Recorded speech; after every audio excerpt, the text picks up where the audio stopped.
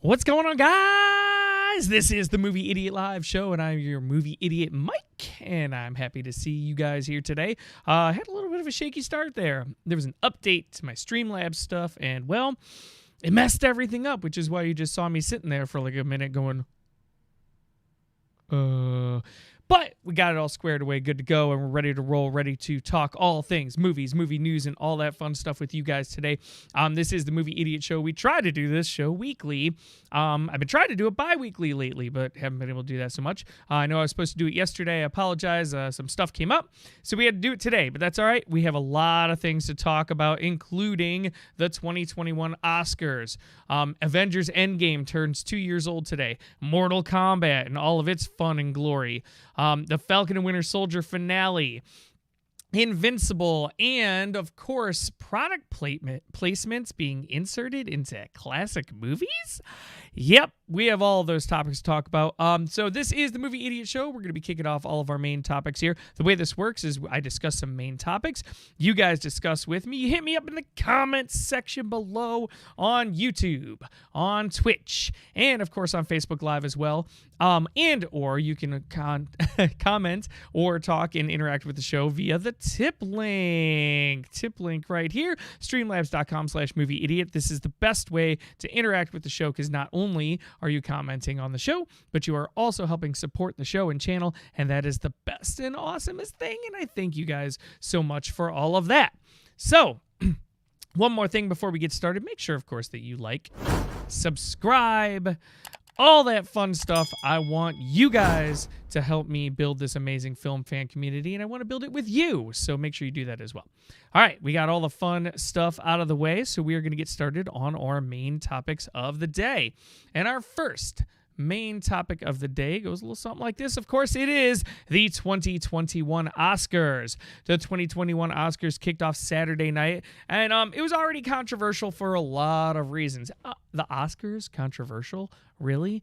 No, that couldn't be a thing. So a lot of people felt like they shouldn't have even had the Oscars this year due to lack of movies, due to COVID, due to the fact that the Oscars were requiring people to accept awards in person during COVID and all of that stuff.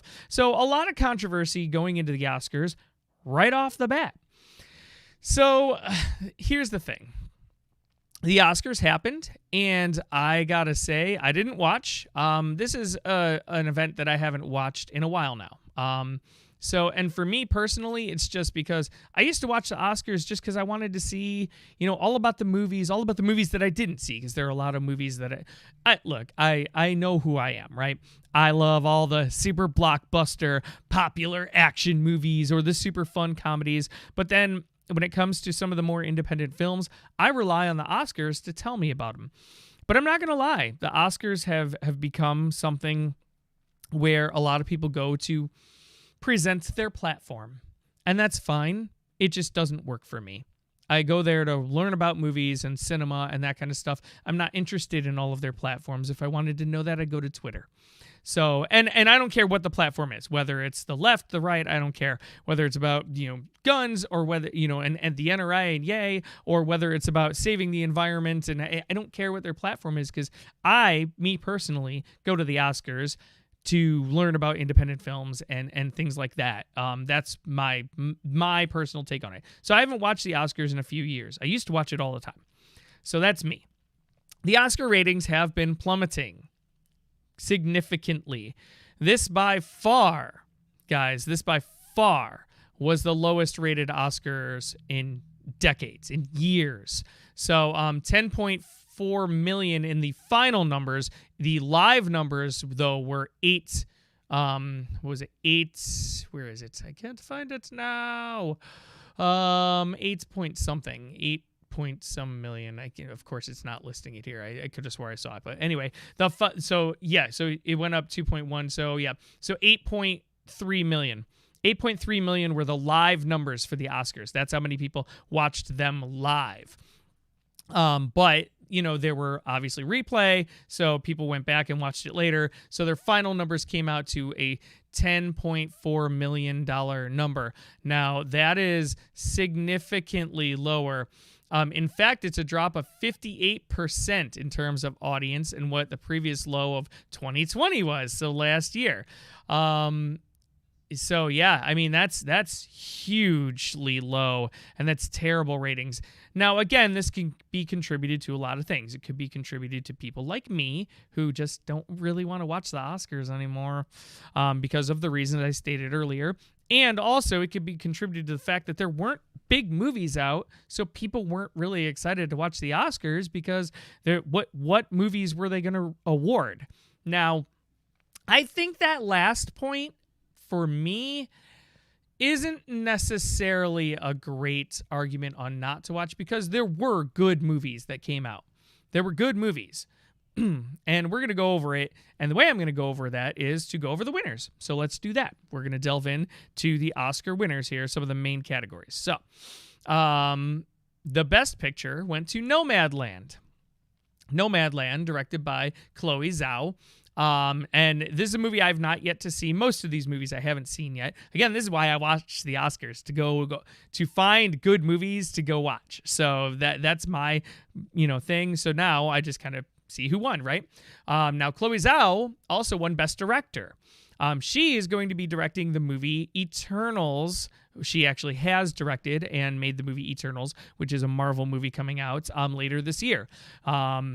Early kind of whispers, and then none of this confirmed, but early whispers is this Eternals movie is going to be great.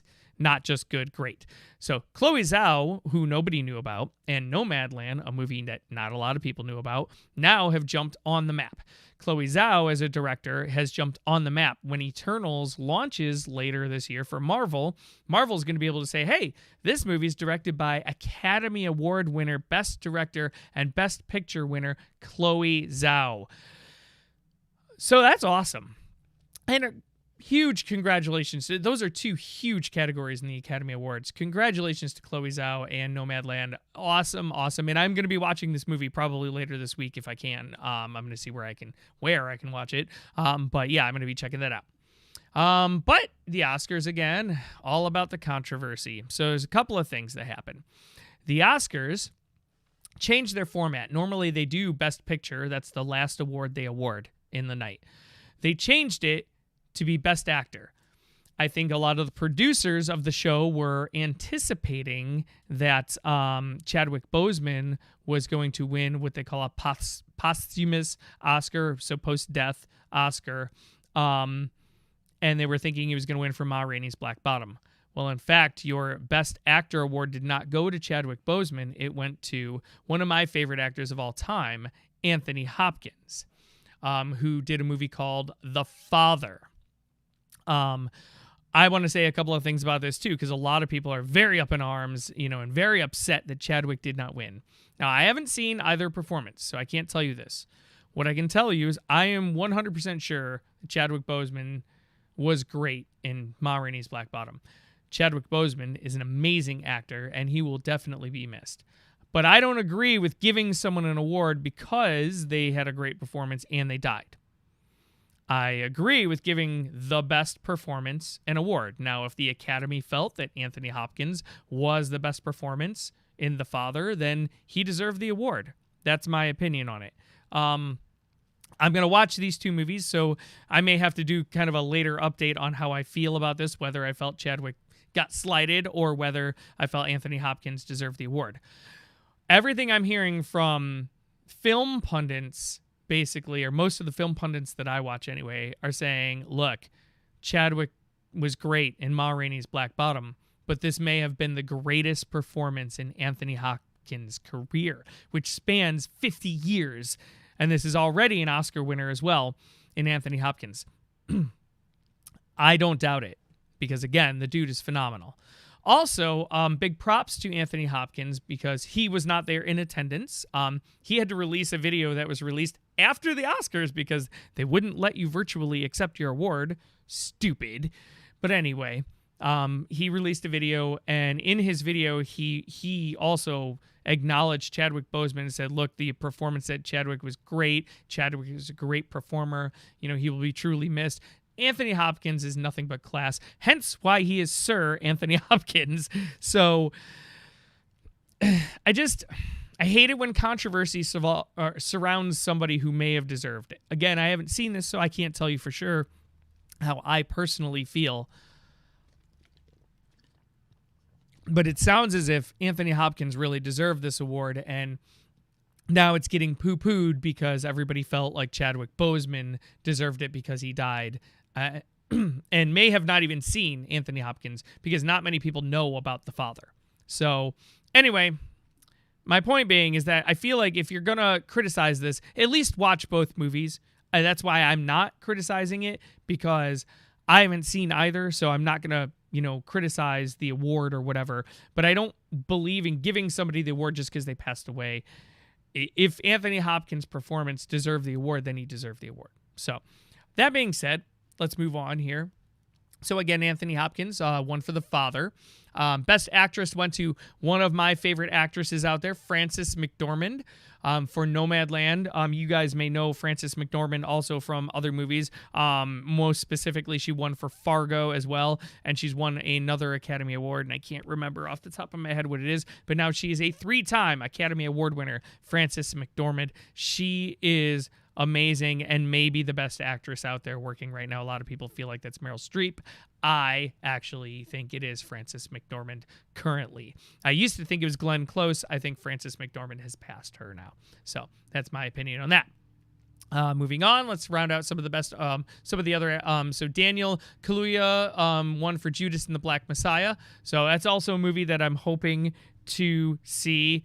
Joe chimes in, says 3 Billiards. Is that what Frances McDormand won her third one on? Yeah. So, yeah. Dude, again, a great actress. Judas and the Black Messiah, Daniel Kaluuya won for that.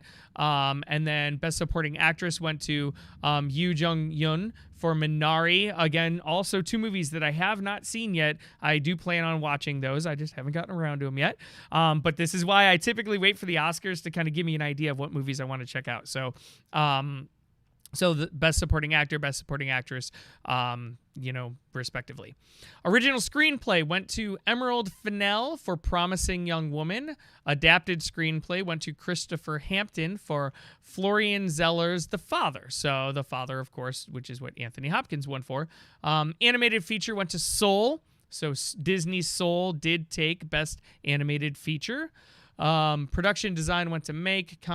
Costume design went to Ma Rainey's Black Bottom. Cinematography went to Mank.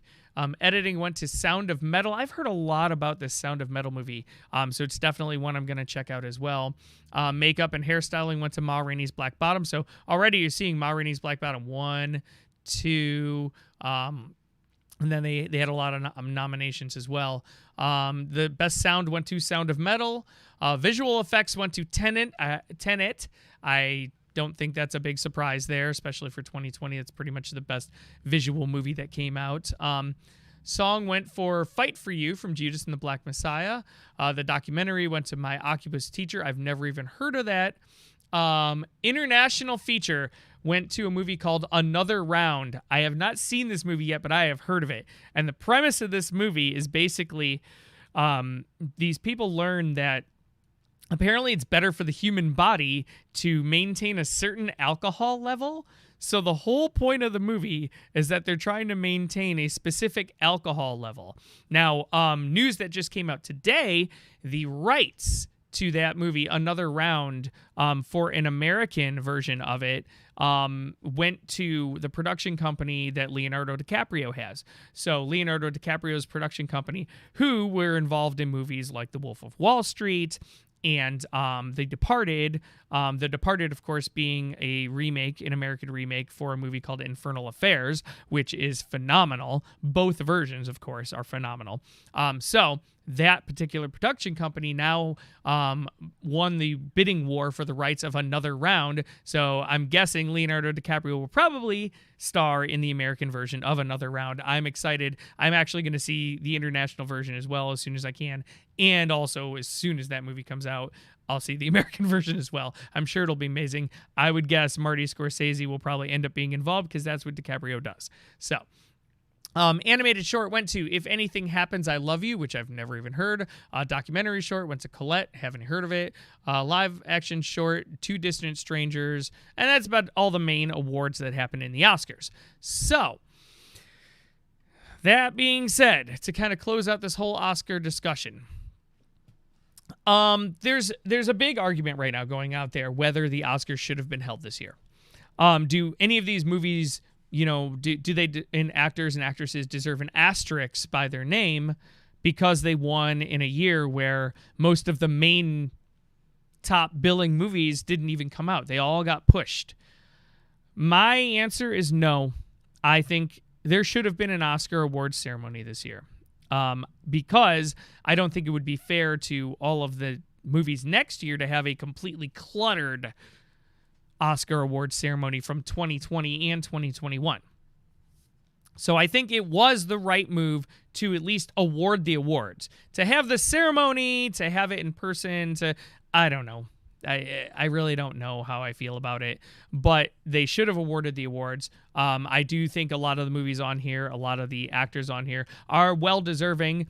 I'm guessing once I see most of these movies, because I haven't heard of most of them. Although I have heard of Nomadland. I've heard of, The Father I've never heard of until I heard about Anthony Hopkins' Win. I have heard of Ma Rainey's Black Bottom. I just hadn't gotten around to it yet. So, but I do want to check out these movies and see them. But this is why I watch the Oscars. For me, it's about, hey, what movies haven't I heard of that are good that I can go see? And this is good cinema. And I feel like the movies that are good cinema, these movies and these actors and actresses were going to be in contention for Oscars anyway, in my opinion. Tenet probably would have won Best Visual, in my opinion. What you see here is probably a representation of what would have happened even if most of those movies didn't get pushed off. So in my opinion, and I don't know what you guys think. Comment below if you guys think. What do you guys think if you're watching right now? Do you think they should have held the Oscars? Do you think they should have pushed it off or combined them with next year? I'd love to hear what you think. But I personally think that it was the right thing to do to at least award the awards for this year. Even if some people might say, well, they didn't have as much competition. Well, the competition they would have had probably wouldn't have won. The movies that got pushed off are all of your blockbuster movies, and most of the time, those movies don't win. Let's face it, they don't win these prestige awards. They win Golden Globes and things like that.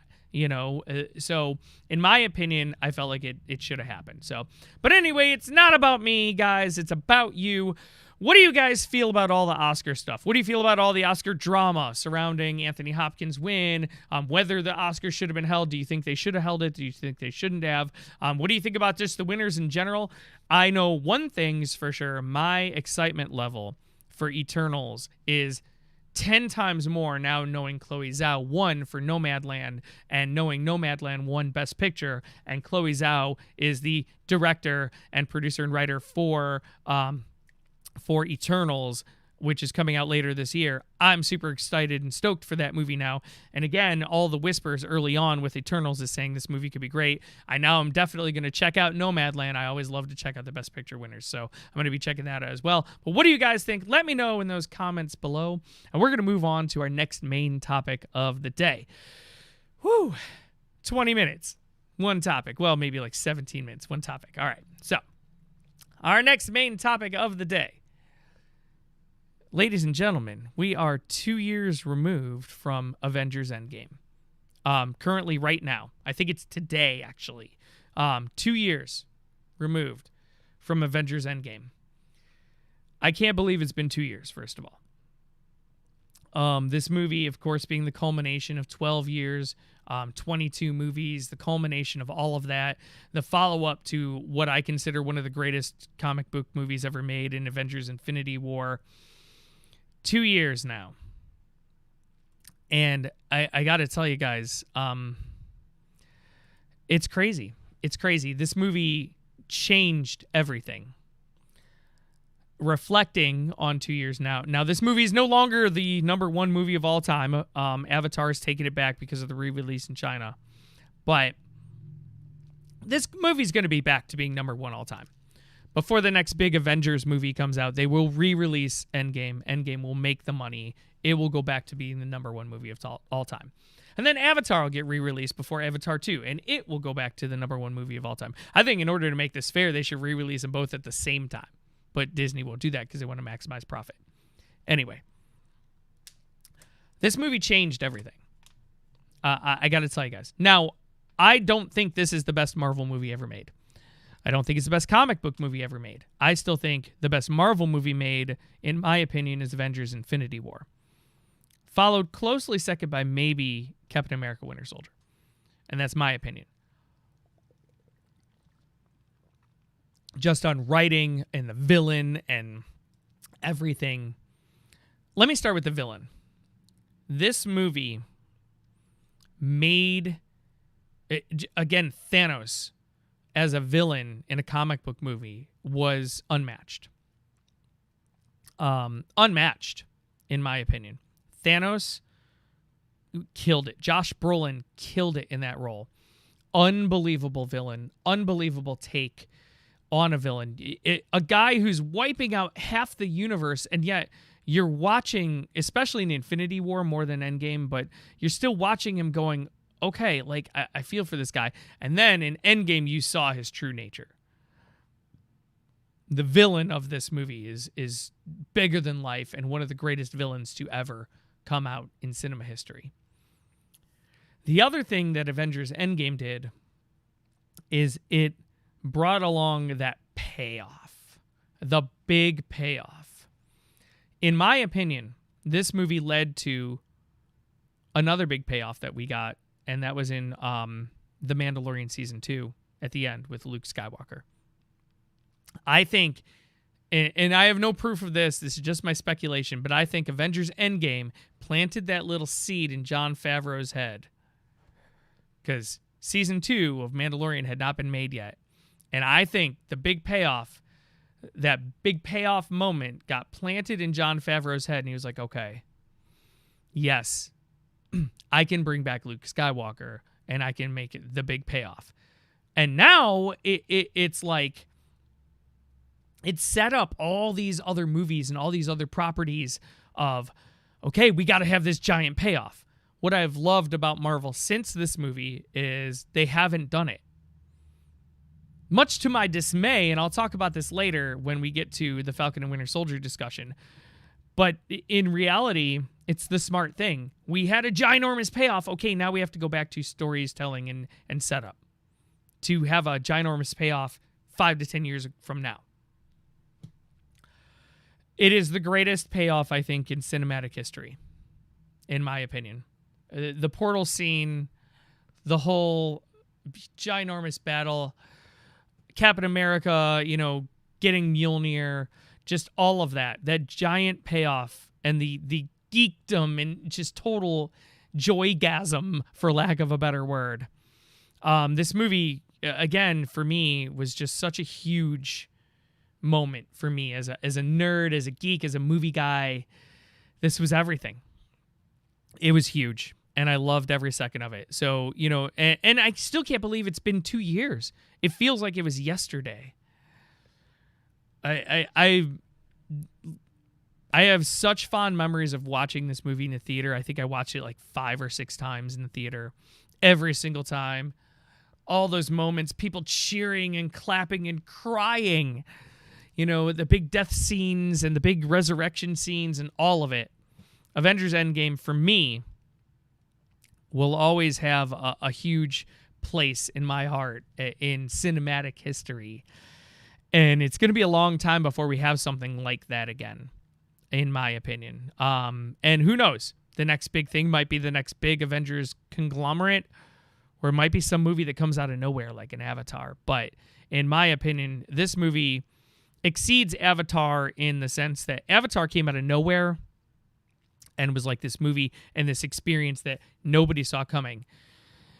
Endgame is the buildup and culmination of story writing for over a decade, and it was just everything I ever wanted. And as long as Kevin Feige is running Marvel, I feel like at some point we're going to get it again.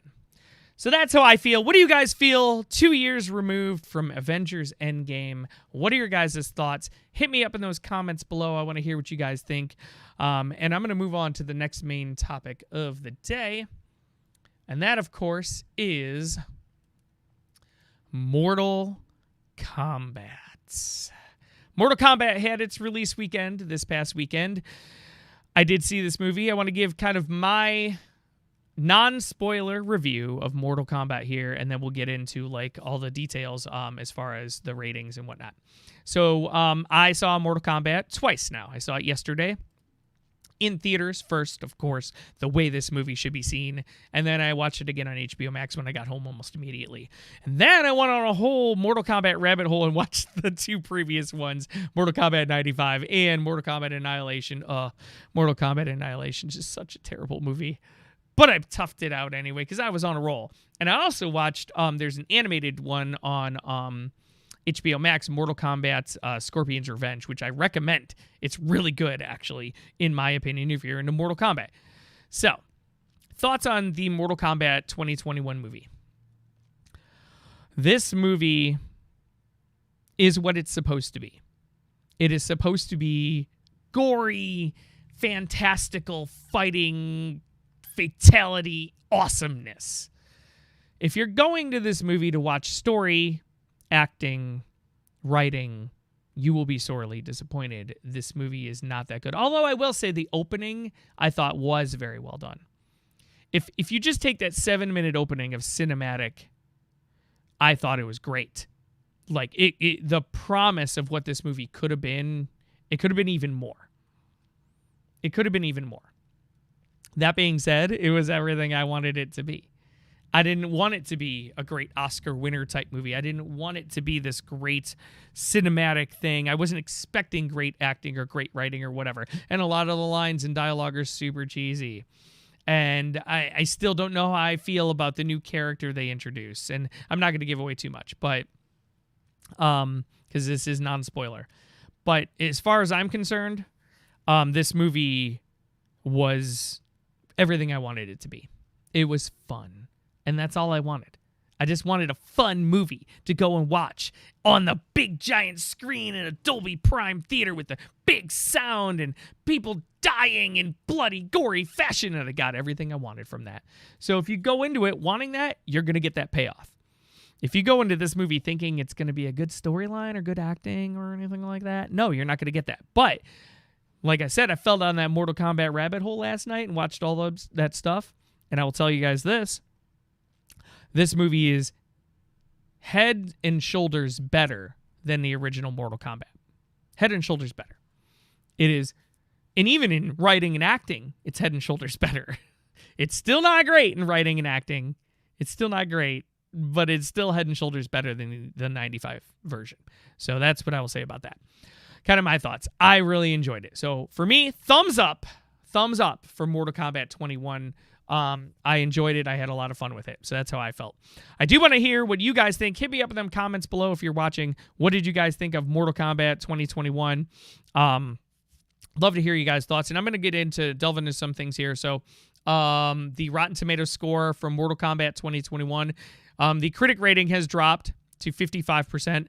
That is still 11 points higher than the 44% that the original got. But verified ratings score. And this is why I love Rotten Tomatoes. This is verified that people went and saw it. They have to verify that they had a ticket through Fandango.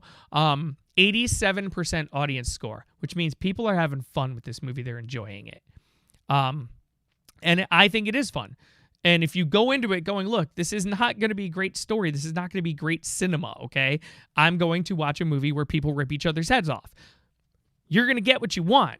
This produces, and this 87% audience score tells you that story. And actually, for comparison's sake, really quick, hold on. Bear with me here, because I keep forgetting the audience score. Hold on. Mortal Kombat 95. Let's see. Mortal Kombat 95 Rotten Tomatoes. Just pull this up for you guys. I should have pulled it up before, but it's fine.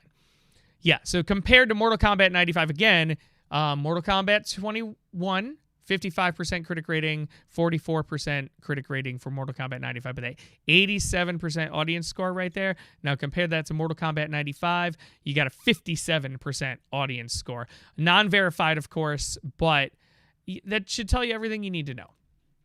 Mortal Kombat 21 is a fun ride. And again, if you're looking for cinematic awesomeness, you're not going to get that. But as far as I'm concerned, it's a fun ride. Let's talk numbers, people. Let's talk numbers.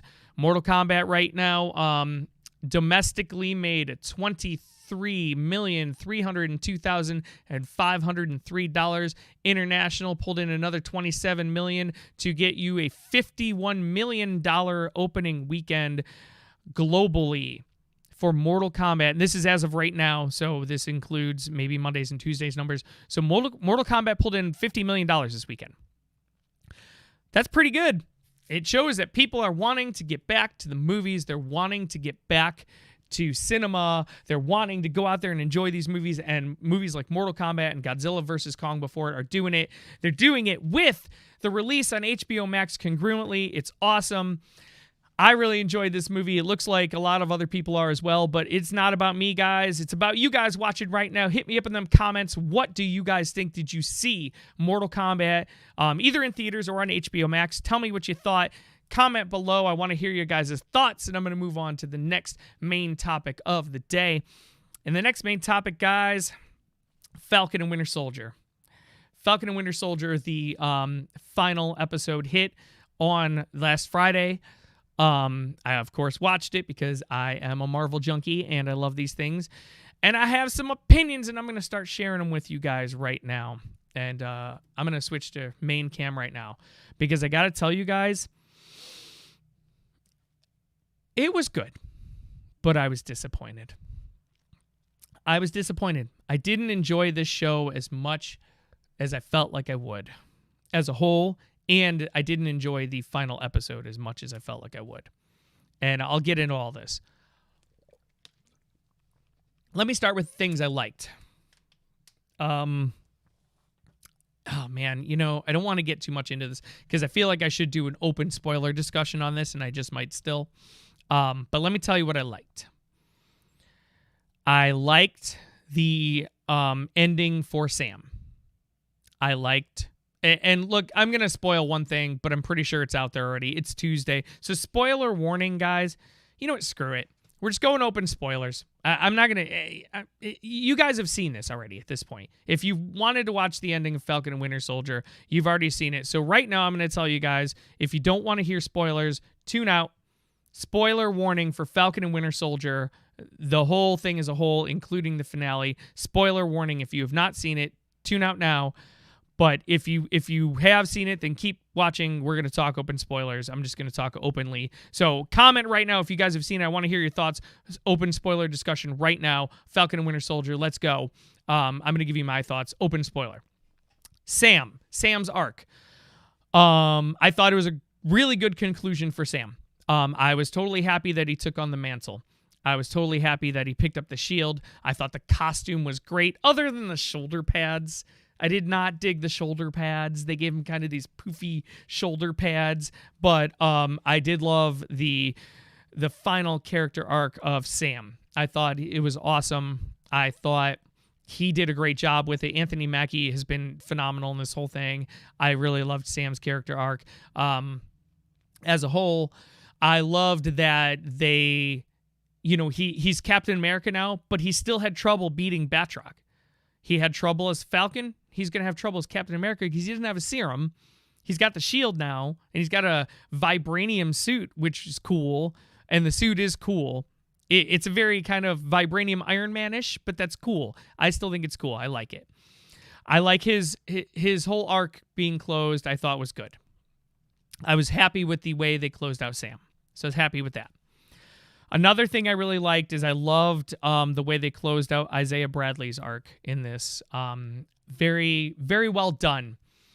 Because Isaiah was talking about, look, I don't want them to know I'm alive. I don't want them to know my story. I think Sam did a great job of putting his, story in the museum as he's dead.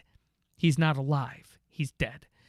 It's a great way to tell Isaiah's story, but also not tip off everybody that he's still kicking, So it was a memorial, however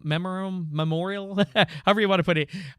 They memorialized Isaiah Bradley. I thought that was a good scene with him and Sam when he brings them to the Smithsonian. He shows him the exhibit. I thought that was well done. Things I didn't like. And there were quite a few things I did not like about the finale of Falcon and Winter Soldier. Things I didn't like. Sharon Carter as the power broker. I knew it the whole time, but then when they revealed it, I was just like, eh. I think there might be some more payoff for this later, so I'm kind of hoping, but I wasn't that thrilled about that. The Flag Smashers. No. I really just didn't enjoy the Flag Smashers as a whole. And their payoff as a whole at the end was kind of garbage, in my opinion. Bucky, his little, his ending with the old man and his son. I really wish they would have showed more of that. I didn't expect the old man to forgive him. I just would have liked to see more. I felt like this whole thing was rushed.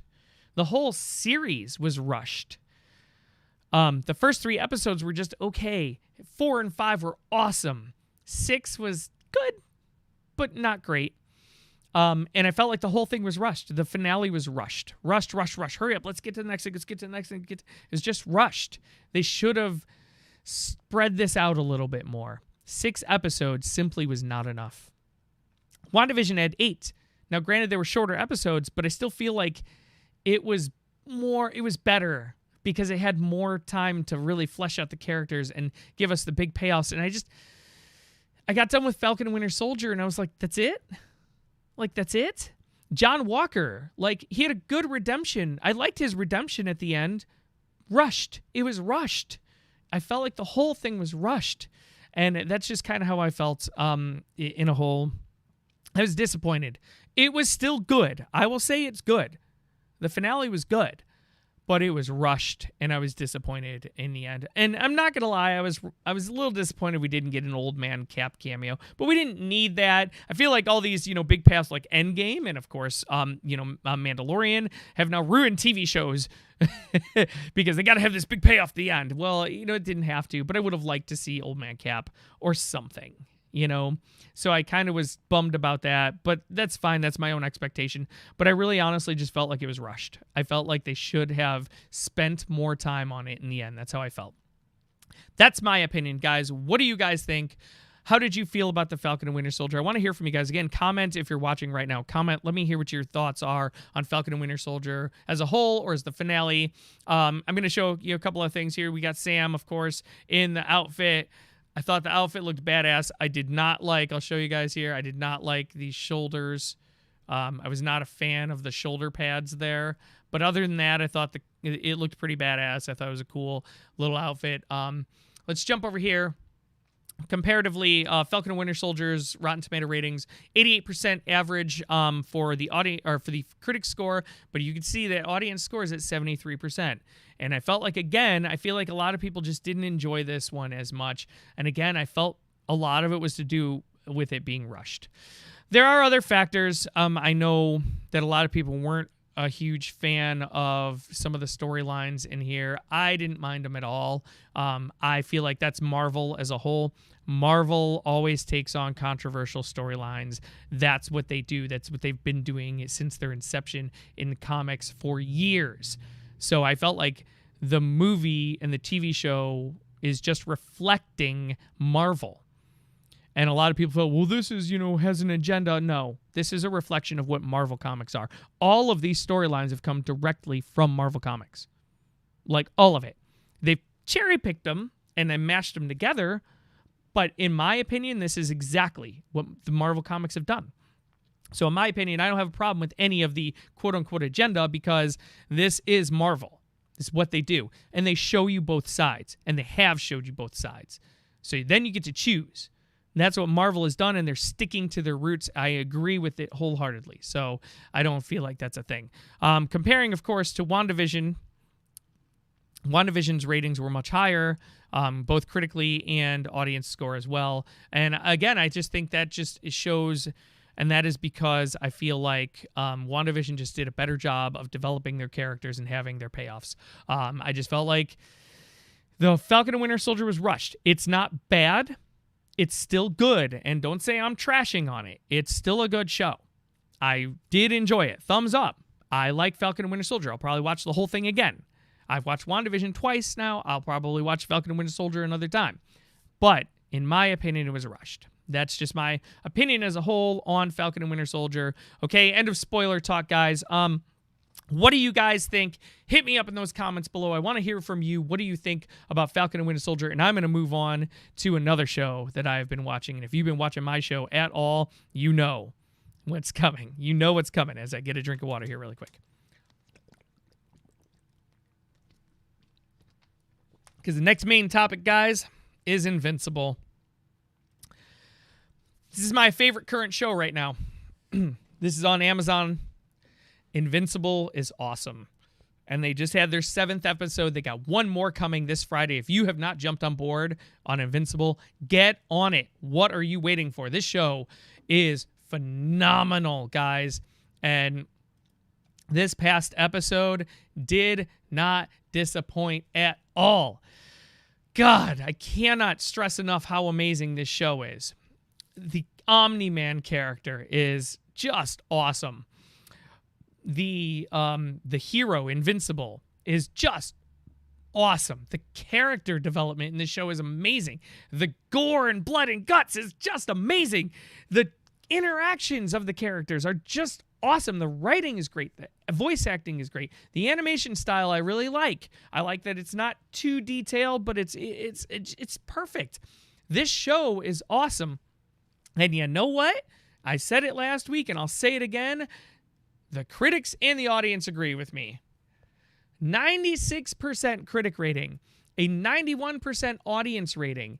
Get on this show, guys. Get on it. Invincible is unbelievably good. This is an animated show, but it is on par with, like, The Boys. It is on par with Umbrella Academy. It is on par with Doom Patrol. It is on par with all these major popular shows right now. If you are not watching it, get on it. This past episode might have been one of the best episodes of a show I've watched in a long time. And that includes all those other shows I just listed. If you're not watching, you need to get on it. And that's all I can say, because I can't delve into it. I don't want to get into spoilers. I'm just telling you guys, Invincible. If you are not on it, get on it, because the show is phenomenal. So that's it. That's all I got to say. I don't want to say any more. I really don't. Other than this show is great, and this past episode was awesome, and the season finale is this Friday on Amazon. Get on it right now. What do you guys think if you've been watching Invincible? Let me know in the comments below your guys' thoughts on it. If you haven't, get on the damn show, all right? Hit me up in the comments below. I want to hear what you guys think, and I'm going to move on to our last main topic of the day. Woo! There's a lot going on in the show today. A lot going on, guys. I want to thank you guys. Whoever's watching right now, please, thank you. Please comment. I want to hear from you guys, and I appreciate it. Of course, make sure you like, share, and all that fun stuff, too. So, final main topic of the day, and this one I just kind of added at the end here, but I wanted to talk about it because I heard about this earlier this week. So, apparently, there's going to be a push now for digital product placement ads to be added to classic films. Now, if you don't know what product placement is, we're going to educate you today. Welcome to the Movie Idiot Classroom. My name is Mike, and I am your teacher for today. We're going to talk product placement. Product placement is when a company pays money to have their products inserted into a television show or movie. So when you see a person drinking a product, now this is just a generic water, but let's say this was like Evian or something, and no, I am not on Evian's payroll, nor am I on this generic water's payroll. But if anybody would like to sponsor the Movie Idiot Show, I am open to this. But anyway, product placement is when somebody pays somebody to put in a product on their show or TV. So if you see like the Hulk, like you see in this right here, the Hulk is drinking a can of Coca-Cola. That is product placement. A company paid to have this product put in the Hulk's hand and him drink it. So Coca-Cola paid Marvel Disney for that product placement. That's what product placement is. So now there is a report here saying that product placement is going to be added to classic movies and shows after the fact. So a company apparently is going to be able to do this. So here, let's get into this article. This comes from Screen Geek. I've seen it from other places as well. It looks like we might be living in an even more science fiction feeling world pretty soon, according to a new report. A new technology is being developed by a company called Myriad that will actually allow major Hollywood studios to insert digital product placement ads into classic films and TV. Apparently, it's even already in use in China and can also be seen in use on the ABC sitcom Modern Family. The company's chief executive, Stephen Barringer, opened up about the technology. We started out working in movies. Our chief scientist, Philip McLaughlin, with his team, came up with the technology that won an Academy Award for the film Black Swan. He further explained how the technology and scan read images. The technology can read an image and understands the depth and motion of the fabric of anything, so you can introduce new images that basically the human eye does not realize can be done after the fact and can after the production. Basically, the bottom line is they're talking about adding product placement ads to movies and TVs that we all know and love and classic stuff. So how do I feel about this? How would I feel about them adding a can of Coke to the movie Back to the Future? Well, a lot of people I'm sure are going to be up in arms about this because it's changing the movie. I honestly, and you can quote me on this, don't give a fuck as long as it does not change the fundamental basis of the movie. So, if that product placement changes a plot point in the movie or changes the movie in a way that it would change what the movie is about, then I have an issue with it. But somebody's just picking up a beer and they changed that beer from a Coors to a Miller and that was not part of the plot and nobody gives a shit, who cares? That's how I feel. So anyway, that's my thoughts on that. What are your guys' thoughts? Let me know in those comments below. Do you think they should be adding product placements and whatnot into classic movies? Or do you think that, no, you should leave the movies as they are? Let me know in the comments below your guys' thoughts, and I am going to move on to our comments for the day, guys. And I have 3 tip comments. And again, if you want to submit a tip comment into the show, all you have to do is go to streamlabs.com/movieidiots, and you can tip and send in a comment or question to me, your movie idiot right here. And not only are you, of course, interacting with the show, you are, of course, supporting the show and channel, and I really appreciate that as well. You can do that, of course, 24/7, by the way. You can do that 24/7. As for some reason, Joe's comment from earlier just jumped on here. And, of course, if you're watching right now, you can comment live, and if you do, you'll see your comment right there next to my head, right here.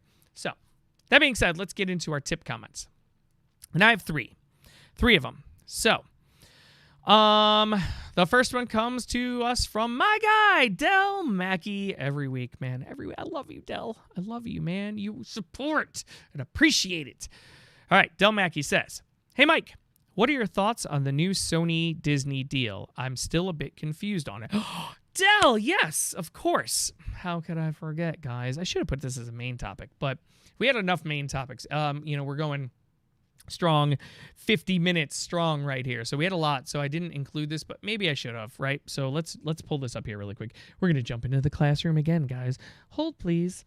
Sony Disney deal. Bum, bum, bum, bum, bum. Hold. Disney and Sony reach a new deal. Yep, this is the one. We'll go to Deadline here. Deadline has the article. I shall share. All right, it's probably going to be like 100 pop-ups here. Normally, I eliminate them before I share, but whatever. Okay. Disney and Sony reach Windows deal that can sling Spider-Man into Disney Plus for the first time, along with reach across Hulu, ABC, FX, and more. So now, as you guys know, I talked about this before. Sony and Netflix reached a first viewing deal. So it was like a $200 million or $2 billion. I don't even know. It was a huge rights to every Sony property. Okay. They have first viewing rights. Now, if they pass, or if the 18-month window concludes, because it's an 18-month window, then another studio can pick it up. Well, Disney jumped on. Disney and Sony have reached a multi-year deal for the post-pay release window, a pact that will make Spider-Man and other major franchises eligible to stream on Disney Plus for the first time, because you have not been able to see the Spider-Man movies on Disney Plus, and that's been super annoying. The flagship streaming service and Hulu are among many platforms covered by the agreement, which the official announcement called unprecedented. A host of platforms under the Disney tent are involved, including ABC, FX, Freeform, and no specific plans for Disney Plus have yet been finalized, but Marvel fans have been wondering when Spidey and others would appear along the rest of the streaming stable in Marvel, right? So let's keep going. Theatrical releases from 2022 to 2026 will move to Disney after their runs on Netflix, and that is important. They will hit Netflix first, and then they will run on Disney, which earlier this month announced a deal with Sony for a Pay One exclusive as well as a co-production rights to direct-to-streaming films. Financial terms are not disclosed and released, but the companies declined to comment on the dollar figures. A person familiar with the pact estimated that the combined value of the Netflix-Disney deal are more than $3 billion. So that means that the Disney deal is probably right about $1 billion. The official announcement said that the deal gives Disney enormous programming potential across its platforms and makes them key destinations for a robust collection of Spider-Man films. Hulu will also get a significant number of libraries and titles beginning as early as June. Linear networks joining the new deal, ABC, Disney, Freeform, and blah, blah, blah, blah, blah, blah. The landmark multi-year deal. I'm trying to find how this works with it. It says post-Netflix, but it's not giving us like a total breakdown of what it is. But basically the point is that Netflix has first dibs, and then Disney and all of its properties, which is Hulu, FX, and whatnot, have second dibs. Sony is the winner here. So Del, to answer your question, what are my thoughts on the new Sony-Disney deal? I tried to explain a little bit. It's still confusing because the details aren't fully fleshed yet. So what about past titles? What about, whatnot? So it looks like some past titles might be able to go to Disney and Hulu and whatnot immediately, and they can bypass the Netflix deal. Netflix might have, first rights on the new stuff, and then Disney can have it after. Unknown. So then those past Spider-Man movies, do they get to jump right onto Disney Plus? Great question. Don't know yet. We don't know. But my thoughts on this is that Sony wins. Flawless victory, fatality right here. I mean, Sony is killing it. They just made $3 billion. So Sony's the winner. And Netflix and Disney also win because they have all this extra content. But in my opinion, Sony's the big winner here. So that's how I feel about it. And thank you for writing in, Dell. I appreciate that, man. And we're going to move on to the next tip question here. Nick Papagiorgio writes in, he says, Mortal Kombat. He said, this movie was bad, but so much fun. What are your thoughts? Well, I gave my thoughts earlier, but to kind of piggyback on that, Nick, I agree with you. It's not a great movie as far as writing, dialogue, acting, but it's so much fun. But I also will say, writing, dialogue, and acting in the first, along with all the action, in the first 7 minutes of the film is really good. I really thought that first 7 minutes of the film is stellar, including writing, dialogue, acting. After that, it kind of fell off a little bit. But those first 7 minutes are amazing. But the whole movie as a whole is fun as hell, and I really enjoyed it. So that's my thoughts on it. And then Del Mackey chimed in again. Our third and final tipper, it looks like, for the day. Del Mackey says, oh my God, Game of Thrones prequel confirmed. Mike, will you be watching this? I'm in. This is another thing that I did not talk about, but I'll just kind of... So they had announced this a while ago, actually, but now it's confirmed. They're going to be doing a Game of Thrones. Well, I'll just pull up a story. Bear with me again, guys. Jeez, I keep doing this. Game of Thrones prequel.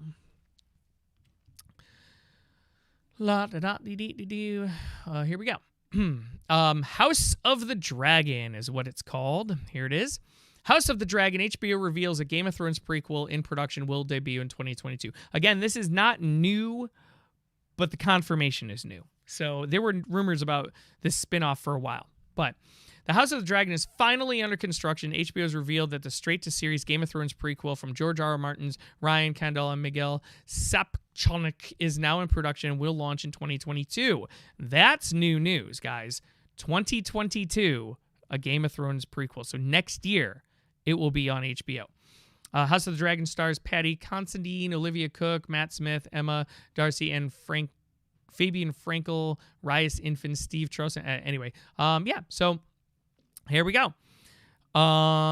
Based on Martin's Fire and Blood, the series will set 300 years before the events of Game of Thrones. So, your question, Del, how do I feel about that? I've never finished Game of Thrones. So, I have seen 4 whole episodes of Game of Thrones, and I checked out a while ago. I am probably going to, at some point, watch this show again and catch up, because I keep being told, Mike, you got to go back, power through the first season, it gets so much better. So I'm probably going to go back to it. But how I feel personally is I don't give a shit because I haven't seen it. How I feel as a fan of just TV shows and cinema and all that stuff is I think HBO needs this, and it's a smart move. And it sounds like it could be fun. Also, apparently they've referenced this a lot in Game of Thrones. Again, I didn't watch Game of Thrones, but they referenced this House of the Dragon and Fire Will Reign quite a few times in Game of Thrones. So, it's something that's been referenced in the main show. So why not? I think go for it. So I'm down. I will probably try to catch up with Game of Thrones and watch this then when it comes out, because all of my family loved Game of Thrones. I never watched it, but I don't want to be left behind this time. So I'll probably catch up and watch it. So that's how I feel, and appreciate it, Del. Del killing it with the tips today, man. Del killing it, not just because he tipped the show, but also killing it with the topics he's tipping in for. So, and that's gonna do it, guys. Man, an hour. We dropped an hour show. Boom, just like that. I appreciate you guys watching. I'm hoping to do another show on Friday. I know I have not been very great about following a schedule, guys. I want to try to get to the Monday-Friday setup. So Mondays at 12:30 Central Standard Time, 12:30 p.m. and Fridays at 12:30 p.m. I'm still going to try to do that, so I'm going to try to do another show on Friday. I still may end up doing a Falcon and Winter Soldier open spoiler discussion. I have not decided yet. We'll see. So that may just pop up, even though I kind of did one right here, but there wasn't much discussion. So I may open it up a little bit and see if we can do that. So we'll see, guys. But anyway, I want to thank you guys for tuning in. I really appreciate it. This has been the Movie Idiot Live, and again, I'm going to try to jump back on Friday, 12:30 Central Standard Time. Until then, I hope you guys have a great week, and I will catch you all later. Peace. I'm out.